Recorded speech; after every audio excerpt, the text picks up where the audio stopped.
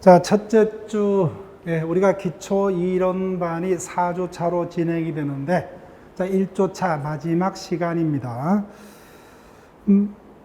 최고권이라는 권리로부터 진행을 할 겁니다. 앞으로 최고라는 단어 자체가 법전상에서 사라지는 날이 있을 겁니다. 근데 당분간은 그대로 존재합니다. 한 10년은 더 걸릴 겁니다. 최고라는 단어는 일제의 잔재가 남아있는 단어입니다. 근데 우리식으로 이제 고칠 건데,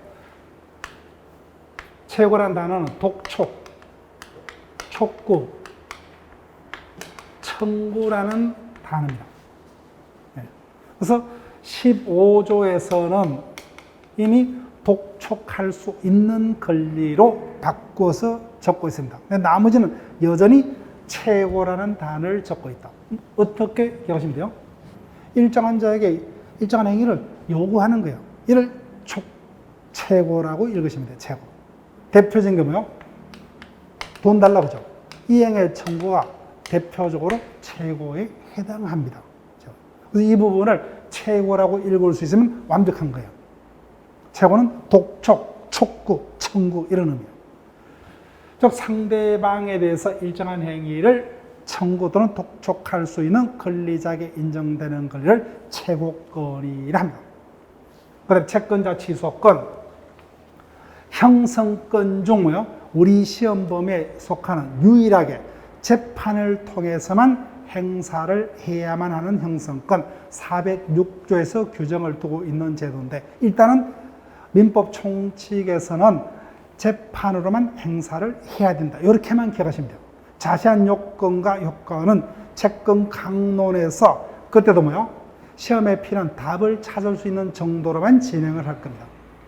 이 부분은 민법전에 실려 있지만 나라마다 달라요. 프랑스는 소송법에 실려 있어요. 우리는 민법에 실려 있습니다. 그러면 제 설명으로도 이 부분은 뭐야? 소송법하고 뭐야? 겹치는 파트라는 겁니다. 그래서 성질이 민법전에 싣기보다는 뭐야? 소송법에 싣는 게 더 어울릴 수 있다는 겁니다. 그렇기 때문에 우리는 소송법은 배우지 않죠, 그죠? 그래서 상당히 이해하기가 힘든 제도라는 겁니다. 그래서 깊이 있게 진행하는 것은 가성비가 완전히 떨어진다는 거예요. 그래서 결론, 채권자 취소권이란 것은 어떠한 권리냐?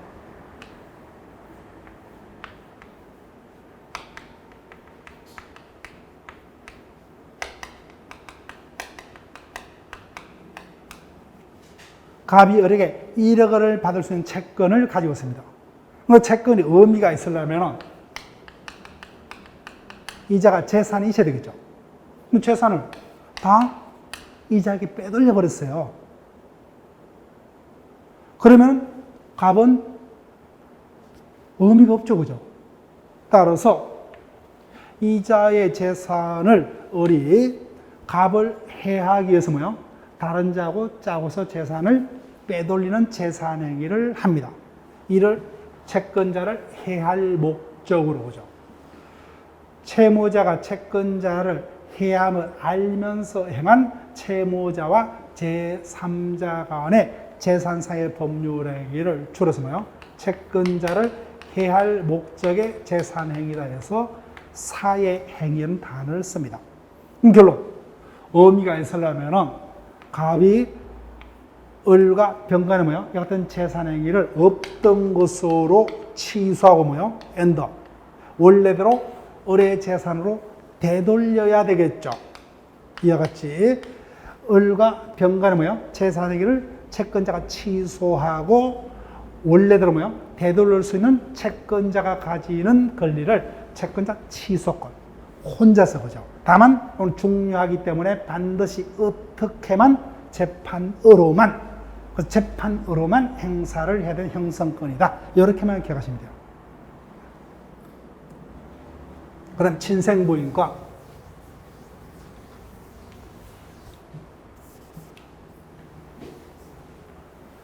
결론, 제목만 보더라도 우리 시험 범위에 속한다, 속하지 않는다? 속하지 않는다, 그죠? 그래서 이것을 답으로는 하지 않습니다. 가족법상의 제도. 그럼 친생부인권이 어떤 제도냐? 남편이고 부인입니다.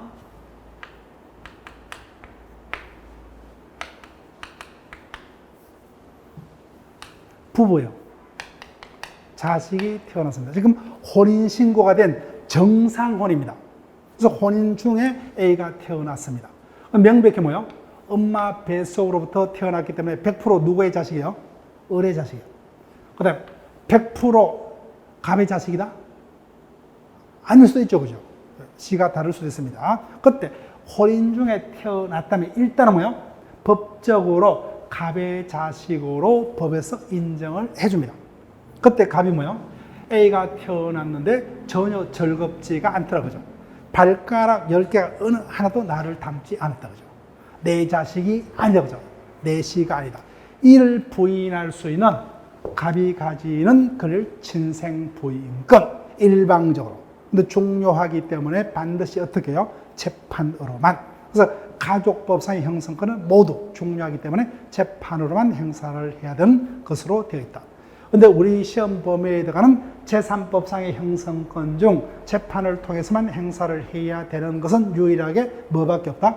채권자 취소권밖에 없다. 자, 그러면 우리 시험에 한번 출제됐던 지문을 제 혼자서 떠올려 볼게요. OX로 답을 해보세요. 해제권, 해지권, 채권자 취소권 등은 재판으로만 행사를 해야 되는 형성권에 해당한다. O다 X다? X. 왜요? 그 중에서 채권자 취소권만, 나머지는 제한이 없어요. 재판을 통해서 행사하든 재판 밖에서 행사를 하든. 항변권.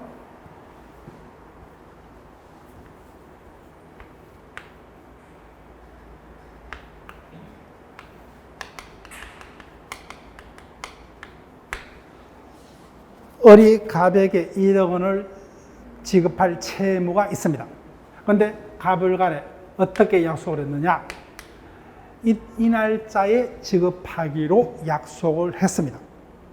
그러면 을은 채무가 있지만 언제 지급을 할 의무가 있어요? 10일자가 됐을 때. 그런데 갑이 느닷없이 8월 10일경에 찾아서 빌린 돈 1억 원을 갚으랍니다. 그러면 채무자인 을이 나는 갚을 게 없답니까? 갚을 게 있다요? 갚을 것은 있다. 그죠? 그렇지만 약속을 요 날짜에 갚겠다고 했기 때문에 그때까지는 못 갚겠다. 그죠? 이를 을이 가지는 여하튼 권리를 항변권이라 합니다. 항변권. 항변권은 개념을 기억을 하셔야 돼요. 개념. 즉, 청구권자가 청구권을 가지고 있다. 그죠? 즉, 갑은 갚으라 청구할 수 있죠. 근데 청구권 행사를 해왔을 때 의무자가 뭐요? 일정한 사유에 의해서 그 이행을 거절할 수 있는 의무자가 가지는 권리를 항변권이라 한다. 자, 그러면 항변권은 청구권자의 청구권 자체를 부정을 합니까? 청구권 자체는 인정을 한다? 인정을 한다. 그 부분을 속이는 거예요. 즉, 항변권은 청구권자의 청구권 자체를 부정할 수 있는 상대방이 가지는 권리를 말한다. 여기 항변권에서는 제일 어렵게 출제될 수 있는 지문 형태입니다. 그것만 통과하면 나머지는 단순히 외우는 거예요. 이 장 언제까지만 이행을 거절할 수 있어요? 약속한 이 날짜까지만. 이를 영기적 항변권. 근데 영원히 이행을 거절할 수 있는 게 영구적 항변권. 대표적인 게 상속인의 한정성인의 항변권입니다. 즉, 예컨대 갑이 사망합니다.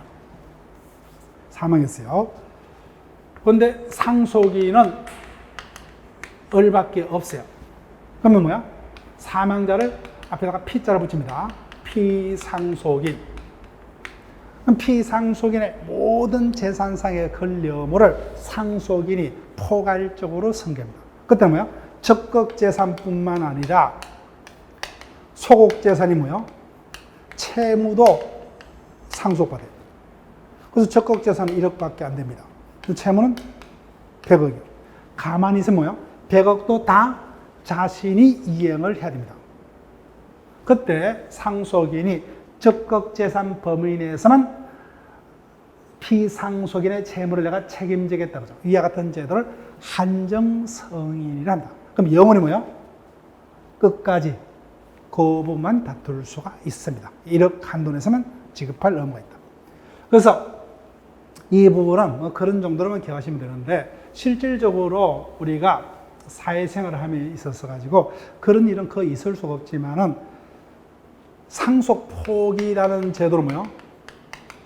잘못하게 되면은 이하 상속인들에게 뜻하지 않은 손해를 끼칠 수가 있어요. 을이 1순위자입니다. 1순위 상속인은 사망자의 배우자, 그 다음 뭐야? 직계비속이야.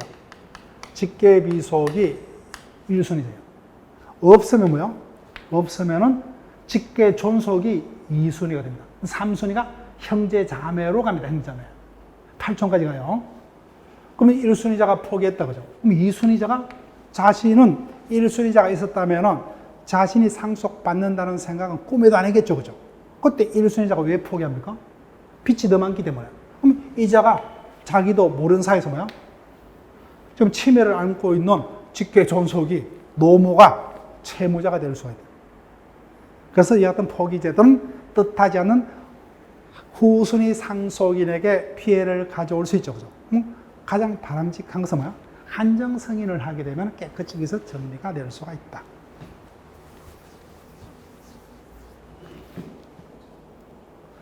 자, 권리경합으로 갑니다. 자, 이 부분도 최근에는 가장 근래 15회 차에 한번 출제가 됐어요. 엄청나게 오래됐죠, 그죠? 네. 그래서 그 당시에는 민법 총칙이 90%, 80%가 출제될 때였습니다. 그 당시에 출제될 수 있는 논점이라는 겁니다.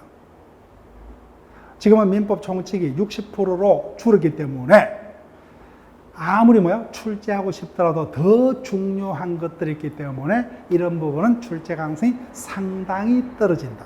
이 부분은 기본 이론 시간에 한 번 보면 거의 끝납니다. 그냥 반복일 뿐이에요. 그래서 기본 이론 시간에 한 번 하고 심화반에서는 뭐야?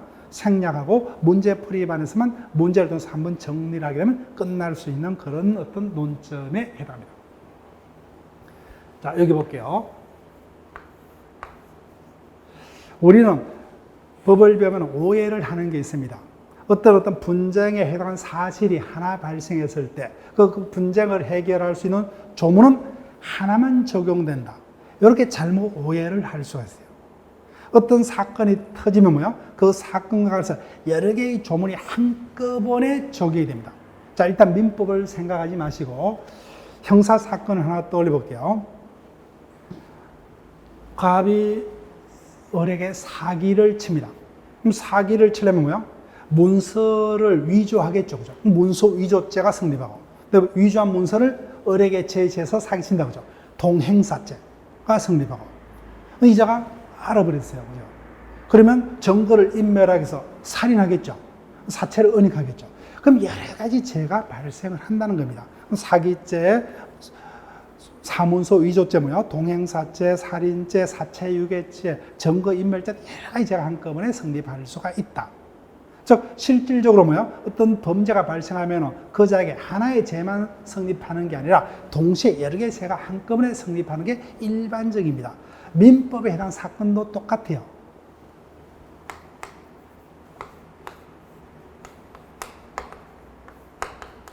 을이 임차인이라면 갑은 누굽니까? 임대인이다. 그죠? 그럼 이자는 임대차 기간이 끝나면은 그 목적물을 임대인에게 반환해야 되죠. 근데 반환치 않고 있다. 이게 사건입니다. 그러면 권리자인 갑은 그 물건을 돌려받을 권리가 있다. 그죠? 권리는 갑에게 몇 개 생기느냐. 먼저 임대인이죠. 그럼 갑을 간에 어떠한 계약이? 임대차 계약이 있었겠죠. 갑은 우선적으로 임대차 계약에서 을에게 반환을 청구할 수 있는 권리가 생깁니다. 그 다음에 일반적으로 갑은 누구예요? 소유자죠. 그래서 소유권에 의해서 뭐야? 반환을 요구할 수 있는 권리가 생깁니다. 이와 같이 사건은 하나예요. 즉 하나의 사건이 발생했을 때 그 사건이 뭐예요? 여러 개의 법이 정한 요건을 충족해서 권리자에게 뭐야? 하나의 권리가 아니라 두 개 이상의 권리가 한꺼번에 생깁니다. 근데 권리가 두 개 이상 한꺼번에 생기지만 갑에게는 뭐야? 목적이 똑같아요. 어떤 목적입니까? 돌려받는 거예요. 돌려받는다. 즉 동일한 목적을 가지고 근데 행사 결과로 뭐야? 돌려받았어요. 그럼 결과도 동일하다 그죠? 같은 결과를 가져오는 여러 개의 권리가 권리자에게 한꺼번에 생긴다고요. 이를 경합이라는 단어를 씁니다. 어떤 권리가 경합한다고요? 권리가 여러 개 발생한다. 보통은 청구권이 권리자에게 여러 개 생길 거예요. 권리 경합. 자, 그때 뭐요? 갑은 아무거나 행사하면 돼요. 소유권에게서 뭐야? 반환을 청구하든 임대차 계약에서 반환을 청구하든 목적도 동일하고 뭐요? 결과도 동일하기 때문에 그 두 개 이상의 권리를 뭐요? 자기 멋대로 동시 또는 이시에 자기 멋대로 행사를 할 수가 있다. 그 결과 뭐요? 돌려받으면 뭐요?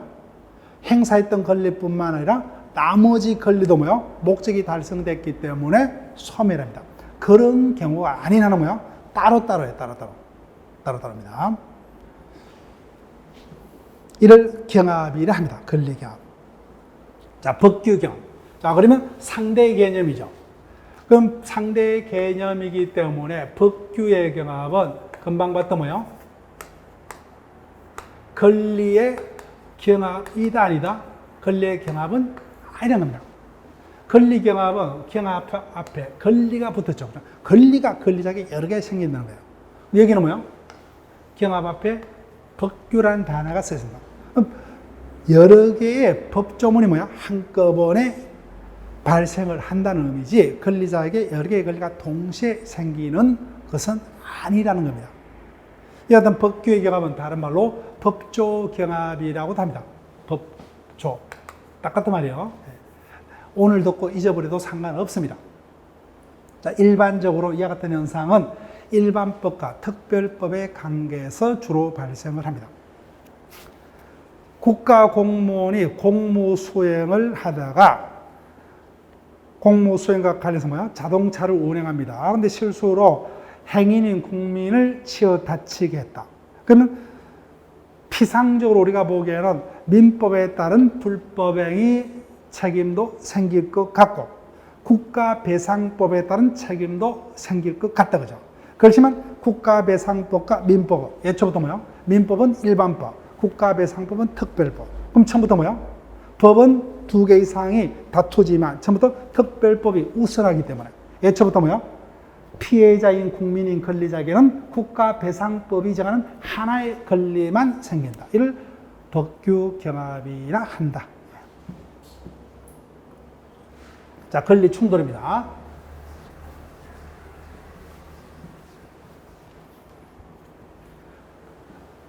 충돌이라는 단어 앞에 권리자가 있죠, 그죠?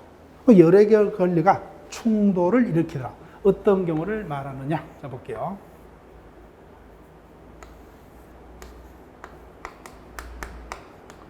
갑이 의무자입니다. A 등 많은 권리자가 존재합니다. 근데 이렇게 표현하시면은 우리가 민사와 형사는 어떻게 차이가 나느냐? 가장 피부적인 답은 형사는 뭐야? 내가 잘못을 했다면은 몸으로 책임을 떼옵니다. 민사는 뭐야? 재산으로 책임을 떼어요. 그런데 이자가 A 등에게 의무를 부담하고 있다고 하죠. 근데 그 의무가 실효성이 있으려면 이자의 재산이 있어야 되겠죠. 그런데 이자의 재산이 1억밖에 안 됩니다. 근데 권리자의 갑이란 권리를 도합하니까 10억이 돼요. 이 상태를 충돌이라 합니다. 권리가 여러 개 있죠, 그죠? 근데 권리의 객체는 하나이다, 그죠? 근데 객체는 하나인데 그 객체 위에 존재하는 모든 권리가 다 만족을 받을 수 있다면 문제는 있을 수 없죠. 근데 다 만족을 시킬 수 없는 상태를 충돌이라고 합니다. 충돌이 있으면 선택을 해야 돼요. 어떤 것이요? 그 권리들 중 어떤 권리를 먼저 보호를 해야 되느냐. 이 부분 우리가 공부하면 돼요. 누구의 권리를 뭐요? 먼저 우선해서 보호를 할 것이냐. 자, 그러면 우리 상식적으로 서민들의 주거 안정을 위해서 주택임대차 보호법이라는 특별법이 있죠. 그죠? 그때 우리가 정확한 내용은 모르지만 서민들의 주거 안정을 위해서 최소한의 임대차 보증금, 그죠? 지역마다 그 액수는 다릅니다. 그때는 저당권 등이 그 부동산에 먼저 설정이 되어 있더라도 뭐요? 그 부동산이 경매로 넘어가면 어느 것을 먼저요? 소액 보증금을 먼저 임차인에게 우선 지급합니다. 법이 그렇게 순서를 정했다 그죠? 이와 같이 충돌이 있으면 그 객체에 존재하는 권리들 중 어떠한 걸 먼저, 또 상식적으로 근로자는 약자죠, 그죠? 근데 회사가 부도가 납니다. 그럼 회사 재산을 경매를 해서 회사 채권자 등에게 배당하겠죠. 그때 근로자들을 부하기위해서 뭐요? 먼저 우선순위 상관없어요. 근로자의 일정 범위의 임금과 뭐요? 퇴직금을 먼저 지급하고 나머지가 있을 때 뭐요? 저당권자 등 채권자에게 후순위로 배당. 이 같은 순서를 누가 정합니까? 법에서 정한다고요. 그래서 이 같은 충돌이 있을 때 뭐요? 그때 모든 권리를 다 만족을 못 시키기 때문에 순서를 정해서 어떤 권리를 먼저 보호를 하겠다. 그럼 우리는 순서를 기억하는 문제예요. 이것도 딱 한 번만 보면 끝납니다.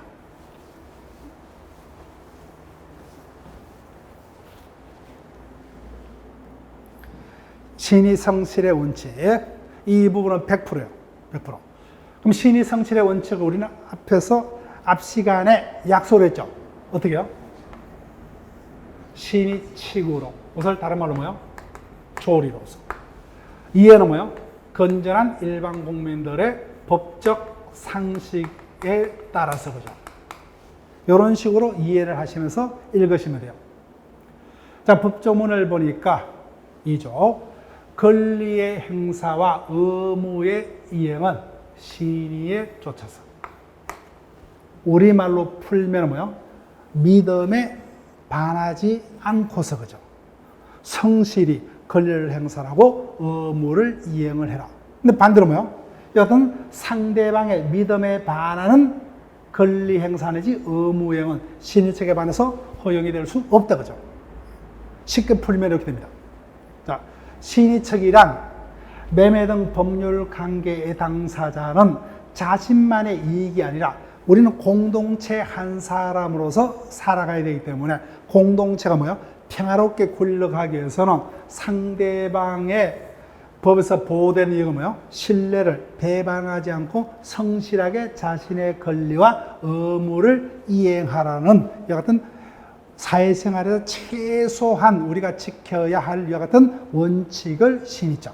자, 그러면 아무리 조문을 보더라도 그 구체적인 내용이 떠오르지 않는다? 떠오르지 않죠. 아주 뜬구름 잡는 식으로 되어 있다 그죠. 이와 같은 표현을 추상적이라고 표현합니까? 구체적이라고 표현해요? 추상적. 대표적인 추상적인 규정에 해당합니다. 그럼 구체적인 어떤 알맹이들, 내용은 다 누가 담아요? 판례에서 그 내용을 담습니다. 그래서 이 부분은 판례를 최대한 우리가 메꾸는 그런 작업을 해야 돼요. 자, 그러면 신의책으로부터는 다시 세 가지 원칙이 파생되어서 나옵니다. 그 파생 원칙 중에서는 사정 변객 원칙이 가장 중요합니다. 일단 개념만 쉽게 갑니다. 자, 여기 볼게요. 가압의 건물을 을이 전세를 얻어서 살고 있습니다. 그러면 자신의 건물을 을에게 전세로 빌려주는 건물주, 부동산의 소유자는 뭐요? 앞으로는 이렇게 읽을 거예요. 전세권 설정자. 자, 그러면 응용합니다. 갑의 토지를 을이 지상권을 통해서 빌렸다. 그럼 이 자는 뭐야? 지상권자.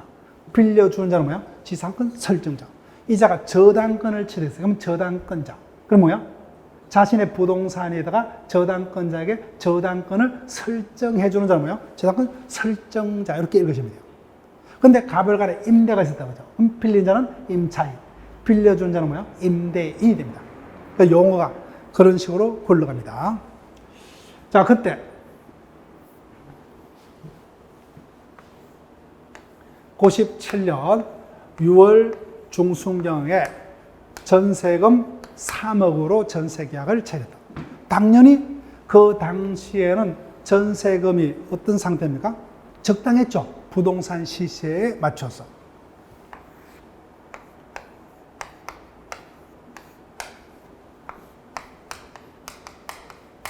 들어봤다, 그죠? 이때 IMF가 터졌습니다. 국가 부도 사태가 발생했다. 그러면 부동산 가격이 폭락했어요. 그러면 그 사정에 비추어 보면 뭐요?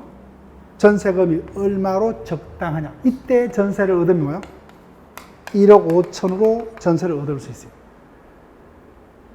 자, 그럼 볼게요.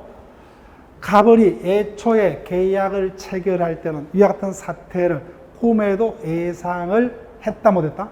못했죠.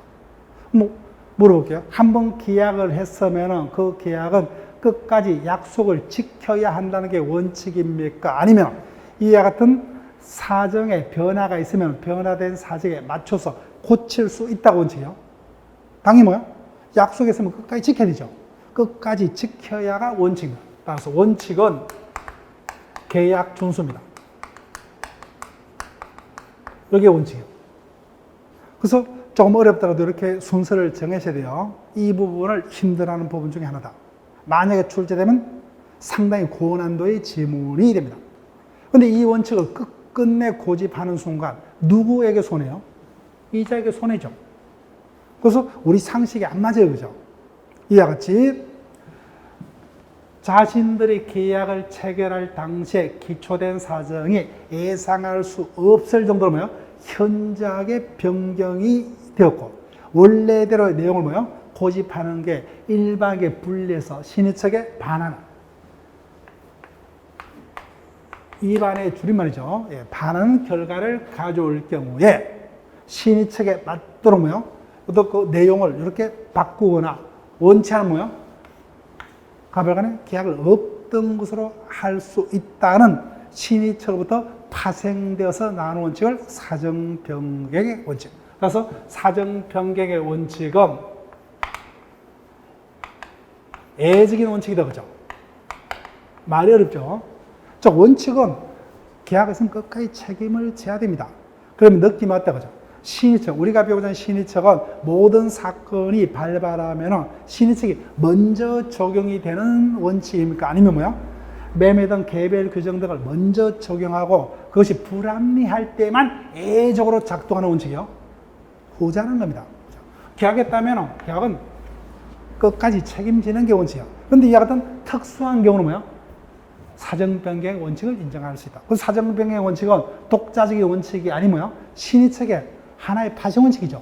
그러니까 신의측, 사정변경의 원칙 등은 뭐야?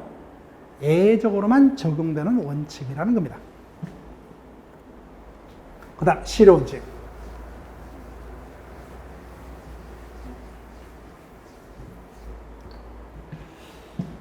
자, 두 번째 파생 원칙은 실효 원칙이라면 여기 볼게요. 대표적인 실효 원칙이 적용된 사건입니다.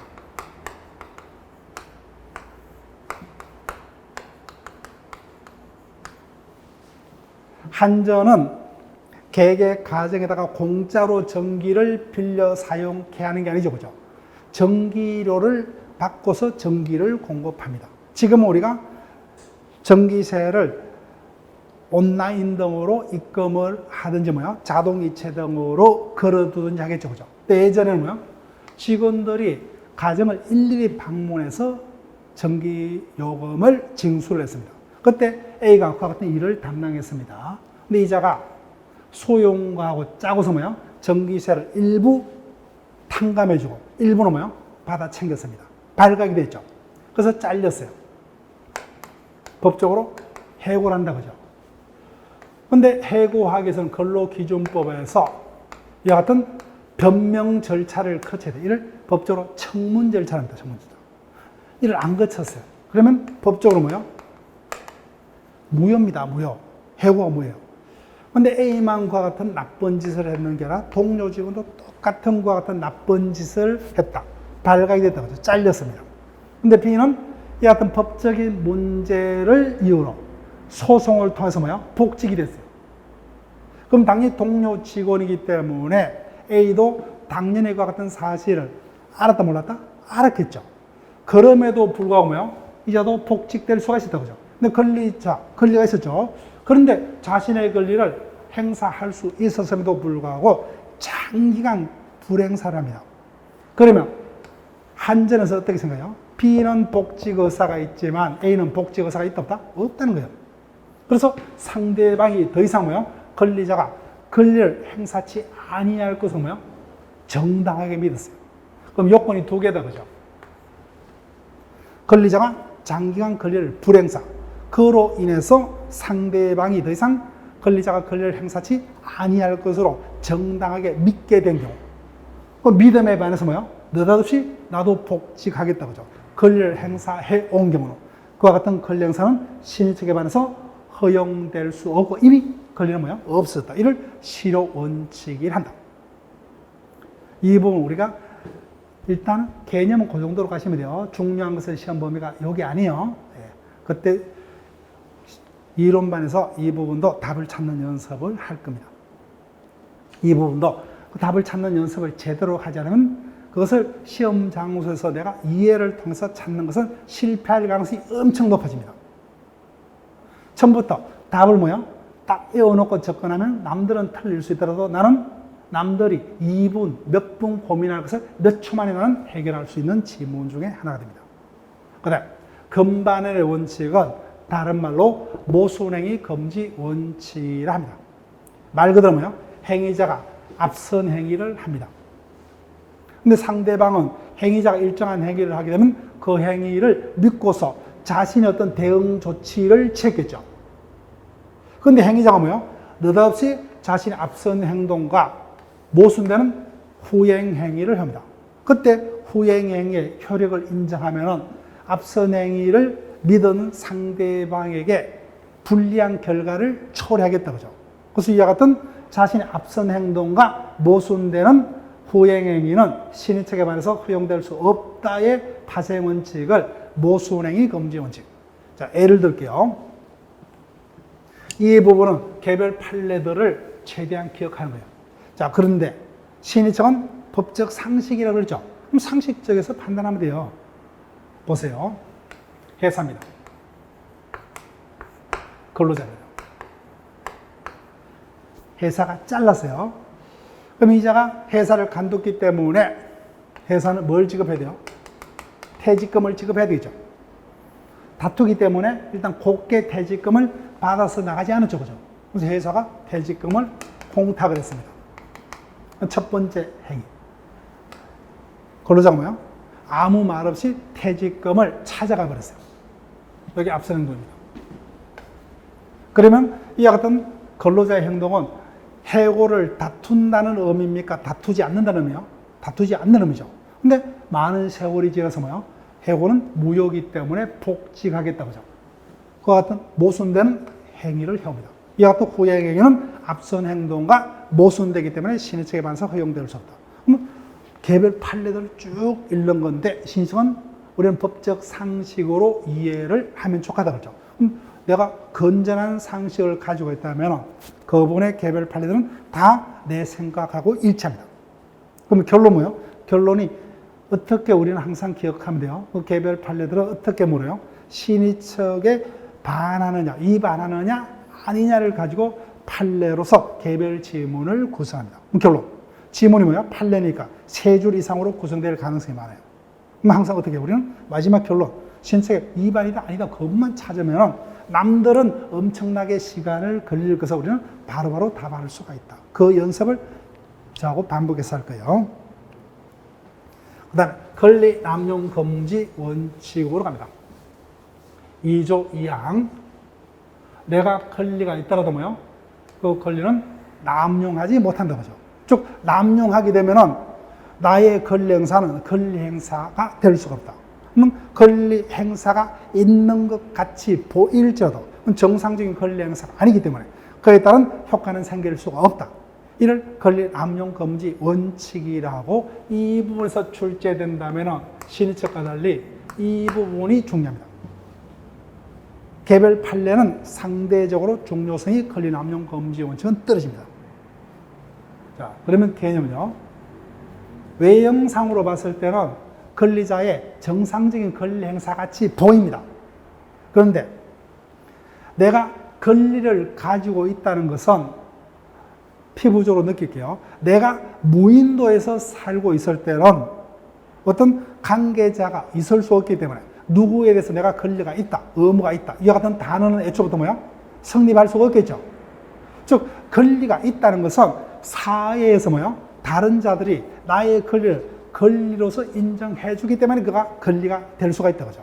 역설적으로 권리는 내 멋대로 행사를 할 수가 있는 것이 아니라 뭐야? 사회에서 권리가 인정되는 그 목적 한계 내에서는 행사를 해야만 권리 행사에 따른 법효과가 인정될 수 있다. 그러면은 그 사회에서 인정되는 뭐예요? 그 한계를 벗어나는 권리 행사는 남용이기 때문에 허용될 수 없다를 권리 남용 금지 원칙이라 합니다. 그럼 앞으로는 우리가 어떤 신문이나 어떤 인터넷상에서 뭐예요? 어떤 개별 사건이 발생했을 때 이것을 접목시킬 수가 있습니다. 자, 예를 들게 되면 도로가 있습니다. 여기 동네가 있어요. 낙후된 지역이에요. 근데 동네를 크게 나눕니다. 이건 도로 앞면에 있다 그죠? 도로 뒷면에 붙어 있습니다. 여러 사람들이 거주하고 있어요. 그런데 개발업자가 뭐예요? 이 동네 전체를 매수해서 새로 건물 등을 지어서 사업을 하고자 합니다. 근데 여기에 거주하는 뭐예요? A, B, C, D, E 등으로부터는 매수를 했어요. 근데 나머지 뒤에 거주하는 F 등 건물의 소유자는 뭐예요? 지금 매수 제의에 응하지 않고 있습니다. 근데 이런 자들이 출근 등을 하려면 도로에 낯닿지 못하죠. 그죠? 그러면 이 부분의 어떤 토지들을 통행을 할 수밖에 없다. 그죠? 근데 이미 이 부분은 갑이 매수했기 때문에 소유자가 누구예요? 갑입니다. 그래서 도로 통항에서는 이 부분의 토지를 통행을 해야 돼요. 그때 갑이 몇 년 전에 사건이에요. 부산에서 일어난 사건입니다. 자기가 소유자는 이유로 뭐예요? 통로에 접하는 기존 통로에가 담을 높게 쌓아버렸어요. 그때 여기 거주하는 거주자 중 한 명이 임산부가 있었습니다. 목지로 출근하려는 거 뭐야? 담을 넘어서 출근하다가 담에서 떨어져 버렸어요. 애가 떨어졌어요. 자, 이자 소유자 맞죠? 겉보기에는 자기 땅에다가 건물을 지었기 때문에 소유권 행사 같이 보인다 그죠? 그렇지만 이 같은 소유권 행사는 설명 못 하겠지만 정상적인 소유권 행사로 인정할 수 없다 그죠? 이는 남용이라는 거예요, 남용. 그래서 이와 같은 권리 남용 허용될 수가 없고, 그러면 뭐요? 정상적인 권리 행사가 아니기 때문에 그 효과는 발생할 수 없습니다. 임산부가 낙태라는 어떤 불이익을 받았죠. 그럼 책임을 져야 된다는 거예요. 이게 권리 남용의 효과입니다. 남용 효과. 그래서 권리 남용이 성립하려면 어떠한 요건이 구비가 되어야 하느냐. 만약에 출제가 된다면 이 부분이에요. 그런데 우리 시험에서는 신의성실의 원칙과 뭐요? 권리 남용 금지 원칙의 2조에서 2조 1항은 신의성실의 원칙. 그 다음에 뭐요? 2항은 권리 남용 금지 원칙으로 되어 있죠. 즉 2조가 1, 2항으로서 신의처가 권리 남용 금지 원칙을 동시에 규정을 하고 있는데, 권리자의 권리 행사가 뭐요? 신의척에 반하면 2항의 남용의 결과를 가져옵니다. 시험 범위는 뭐요? 신의척을 위주로 진행이 됩니다. 예전에 민법 총칙 문제만이 40문제, 36문제가 출제가 될 때는 그때는 뭐예요? 2조에서 한 문제가 아니에요. 2조에서 2문제 내지는 3문제까지 출제가 됐어요. 그러니까 뭐예요? 신의척에서 별도로 한두 문제, 권리 남용 금지 원칙에서 한 문제 이렇게 출제를 할 수가 있었다. 근데 이제는 뭐예요? 2조 전체를 통해서 한 문제입니다. 그러니까 당연히 뭐예요? 어디가 더? 2조 1항 신의척이 더 양도 많고 중요하기 때문에 신의척을 위주로 대부분의 지문들을 뭐야? 5개의 지문들을 구성하는 게 일반적이고, 권리 남용도 반드시 한 문제 묻고 싶다 그죠? 그러면 단독의 문제가 아니라 신의척과 뭐요? 합쳐서 5개 지문 중 권리 남용에 대한 지문을 한두 개 섞어서 종합적인 지문으로 구성하는 게 일반적입니다. 자, 지금까지 민법 총칙 중에서도 서론 파트입니다. 조문상으로는 1조와 2조까지를 봤습니다. 민법 총칙이 184개 조문이 되죠. 그 중에서 2개 반배에 2개. 최대 3문제입니다. 3문제. 평균적으로는 2문제. 그럼 나머지 22문제가 남았어요. 그러면 몇 조부터? 3조부터 184조까지가 22문제가 될 겁니다. 그래서 1조, 2조는 뭐예요? 조문 한 개당 평균적으로 한 문제가 출제가 된다고 하죠. 엄청나게 가성비가 높은 거예요. 이제는 나머지는 조문이 182개가 남았어요. 22개죠. 조문 하나에 한 문제가 될 수가 없죠. 그럼 조문은 뭐예요? 뭉뚱그려서 주제별로 여러 개의 조문 중에서 한 문제 이렇게 될 겁니다. 그러면 권리주체라면 앞에서 권리란 일정한 이익을 누릴 수 있도록 법에서 주어지는 힘을 권리. 그 권리를 뭐예요? 가질 수 있는 자를 권리주체. 권리를 가질 수 있는 자는 뭐예요? 당연히 의무도 부담할 수 있죠. 정확하게는 권리 의무 주체. 우리는 권리 위주로 권리 주체를 합니다. 신경 쓸 필요 없어요. 이와 같은 소유권 등 권리를 가질 수 있는 자는 2명밖에 없어요. 누굽니까? 우리요. 자연인. 법인은 뭐예요? 한문 그대로 읽으면 돼요. 법에서 인정하는 사람. 인은 인인데 뭐예요? 자연인이 아닌 나머지 인을 법인. 그러니까 자연인이 아닌 뭐예요? 좀 어렵게 표현하면 자연인 이외의 일정한 단체입니다. 단체. 단체는 2가지 종류가 있어요. 사람의 단체. 줄여서 뭐예요? 사단. 그 다음에 뭐예요? 재산의 단체. 이를 줄여서 재단. 이런 자들이 뭐예요? 법이 정하는 요건을 구비하면 법인이 돼요. 사단은 뭐예요? 뒤에 법인자 붙이면 되죠. 사단 법인이 되고. 재단 뭐예요? 재단 법인이 됩니다. 그래서 법인과 자연인만이 권리 의무의 주체가 될 수 있다. 예가 없어요. 그러면 뭐예요?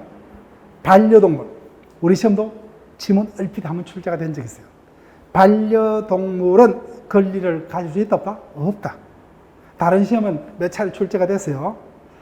그러면은 유일하게 가족이 없는 할머니가 엄청난 재산을 사망하기 전에 자신이 유일하게 애정을 쏟고 있는 반려견에게 모두 상속하겠다 유언을 했다. 효력이 있다 없다? 없다는 거예요. 왜? 강아지는 이와 같은 재산의 소유자가 될 수가 없어요. 이와 같은 소유권 등 권리를 가질 수 있는 자는 누구밖에 없다? 예, 자연인과 법인밖에 없어요. 우리 법상. 근데 우리가 미국 영화 등 걸 보게 되면 키우고 있는 강아지에게 재산을 통째로 물려주더라고요. 이 부분은 상속이란 제도가 아니라 그 부분도 안 돼요. 신탁입니다. 신탁. 회사에다가 뭐요? 일정한 은행 등 신탁회사에다가 자기 재산을 신탁하고 법적으로는 누가 소유자가 돼요? 신탁회사가 소유자가 되고 강아지가 소유자가 될 수가 없어요. 그때 할머니하고 약속대로 뭐요? 그 신탁된 재산을 강아지의 어떤 행복을 위해서만 사용하게끔 그렇게 약속을 한 게 불구하고 강아지 자체가 소유자가 될 수가 없어요.